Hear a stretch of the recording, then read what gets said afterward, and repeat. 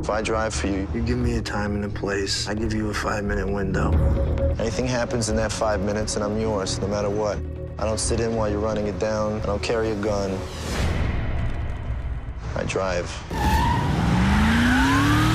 Let's talk about Drive. You have a little hair. I got a little hair right yeah, there. Okay. Wanna... Any makeup tips? No, you're fantastic. Let's talk about the movie Drive. Okay. How did it come to you? I'm very fortunate that I'm involved in a terrific, groundbreaking television series called Breaking Bad, and there are a lot of fans of that show who are in our industry. And Nicolas Refn, our director, said he downloads the series and he can't wait to get to it. Every single episode, he's completely addicted to it. I base my filmmaking on what I would like to see. Okay, fetish filmmaker, fetish, a violence fetish, the styling. What do you mean by that? Everything. Basically, every frame of the movie is like, what would I like to see?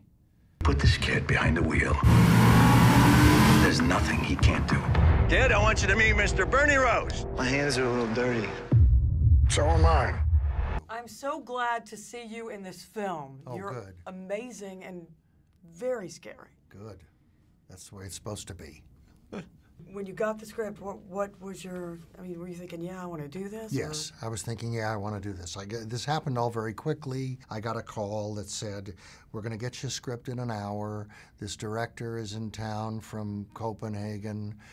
He's rented a house. Will you go see him tomorrow?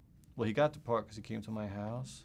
I wanted him, but I had never met him. No, I've seen a few of his films when I was younger, but I wasn't like an expert on him. He, I think, had already made a decision, but he wasn't playing it that way because, you know, they have to pay you. So he was like being, you know, so tell me why you think you can play this. I said, oh, so okay, it was like a job. You sell me. Yeah, that's right. He said, right. So I said, oh, it's like a job. I'm applying to a law firm. And so I said to him, I said, well, I think you could go in a very cliche way, and it'll make for a worse movie. Absolutely, because there's certain people you expect to be the bad guy. That's right. And you literally see their name in the credits in the opening, and you're like, well, they're the bad guy. That's the way movies work. I'm gonna tell you something. Anybody finds out we're both dead. That's why this driver's gotta go, Bernie. He's gotta go. At first, it read like Burgess Meredith and Rocky. Come on, driver, come on, you can do it. And, I'm with you, kid, and come on. But we made some adjustments and moved it, and the greatest part was being able to be in Nicholas's home with Ryan and Albert Brooks and Ron Perlman and Carrie and myself, and being able to throw these ideas around. And I can really see Ron Perlman as your brother. You know, I liked Ron Perlman because the relationship was more like George and Lenny in Of Mice and Men. It wasn't so much the brother. It was like the brother in Tom, you know, the Dustin Rain Man. Man. Thank you. That's right. It was the we brother. were never going on Password together. I wasn't there for you. That was so good. Yeah, that's what it was. It was like that brother. But I mean, that's the way I thought of it. It was like Lenny, you know. You're the brains. He's the muscle. Yeah. Did you have any idea the kind of reaction people are going to have to this film? Well, you hope. You hope. I mean, this is crazy kind of buzz. Is it? That's good.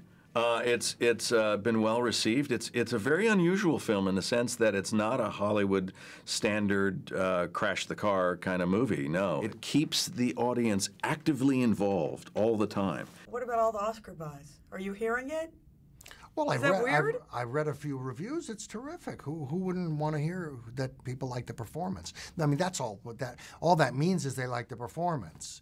You know, unless it's a new category, an Oscar for the worst performance of the year.